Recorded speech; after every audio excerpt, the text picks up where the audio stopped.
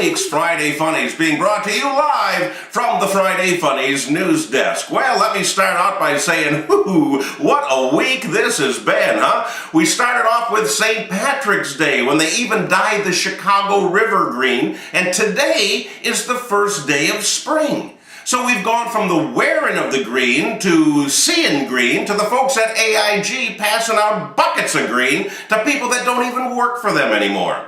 It's no wonder they call this time of year March Madness. Well, here are some of the more maddening stories in this week's news. I'd like to start off with two examples of how not to use a drive-thru. The first one happened in Bismarck, North Dakota. A man was driving along. He had been drinking and decided he needed some fast food to help him function better. So he pulled into a drive-thru, placed his order, and promptly passed out behind the wheel of his still running car.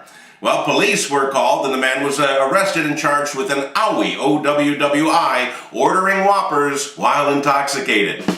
The second example of drive-thru misuse happened in Pharr, Texas, which, judging from the name, is not anywhere close by. Anywhere here, a bank robber pulled a heist from the comfort of his car. He pulled up to the drive-thru, sent the teller a note saying, "This is a stick-up." The teller put an undisclosed amount of cash in the thing, sent it back to him. The man took the money and sped off. They haven't caught him yet. I want to know, how in the world do you pull a heist in a drive-thru? What, do you take the vacuum tube and you put in there a gun and a note that says, "Give me your money or shoot yourself"?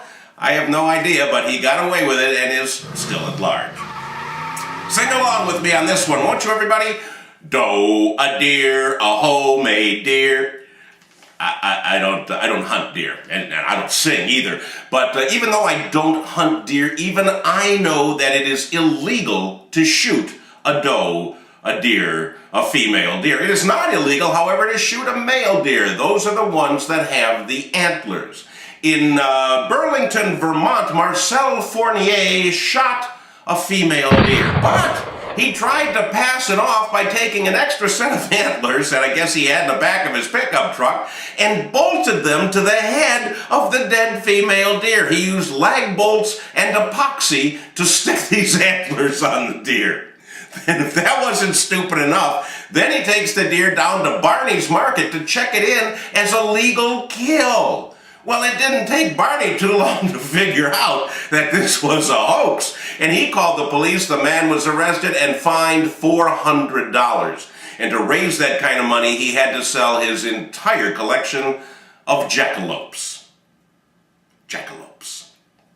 All right. Mary Gorsuch of Biddleford, Maine. She's another robber in the news. She robbed Paul's Variety Store of several $100s. And she walked out of the store, walked across the street to a pizza restaurant, and ordered a pie. Well, the clerk that she just robbed watched her walk out of the store, watched her walk across the street to the restaurant, and called the police, who showed up about the same time as her pepperoni pizza. I tell you this story just for all you first-time robbers out there. Never, ever go grocery shopping or try to pull a stick-up when you're hungry. Just a little tip. Amen.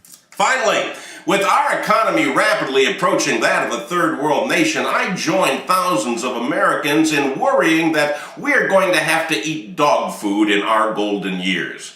Although not if it costs as much as it does in Apex, North Carolina. Kelly Davis lives down in Apex, and she was saving up her money. Saved up $400 she was going to deposit in the bank. Well, she went to her bedroom to get the money, and the money wasn't there. The only thing that was there was Augie, her 2-year-old Swiss mountain dog, who was sitting there licking his lips, and he had little shards of $100 bills coming out of his mouth. She soon realized that Augie ate her bank account, so she yelled to the kids, "Hey kids, get me the colander, I'm going panning for gold." And for the rest of the day, she followed Augie around, holding this colander under his butt, waiting for the little canine ATM machine to pay off. Eventually, she recovered $160, which she is hoping to launder properly and still put in the bank. On behalf of her family and any future dinner guests that she has, I hope that she takes a wee part of that money and buys a new colander. Hey, that's all I have for you this week. Remember, spring is here. It's time for spring cleaning. I suggest we start in Congress. See you next week.